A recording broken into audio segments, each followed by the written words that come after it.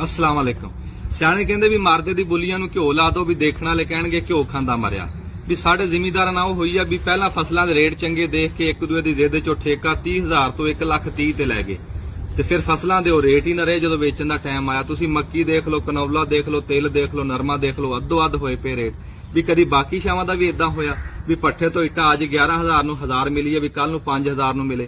भी ट्रैक्टर अज 32 लाख दा सवेरे ओह 12 लाख दा हो जावे, स्प्रे दी बोतल अज 2500 दी सवेरे 500 दी हो जावे। नहीं ना हुंदा इदां, फिर साडी फसलां दे रेट इदां वाधे घटदे क्यों आ?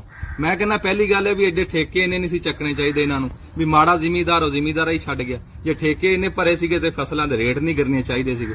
साडे जिमीदारां नाल तां ओह होई है भी जिवें जज ने किसी मुलजम नूं कहा भी 100 बंदे दी लिस्ट इन्हां नूं फांसी देना, पहला नंबर तेरा कोई ख्वाहिश है ते अपनी दस। वो कहना जी मेरी ख्वाहिश है भी मैं घरों हलवा मंगाया देसी घ्यो दा भी आपां रल के खाईए। जज कहंदा लिया औरां नूं। वो जज ना बह के हलवा खाण लग गया, उहनूं गल्लां च ला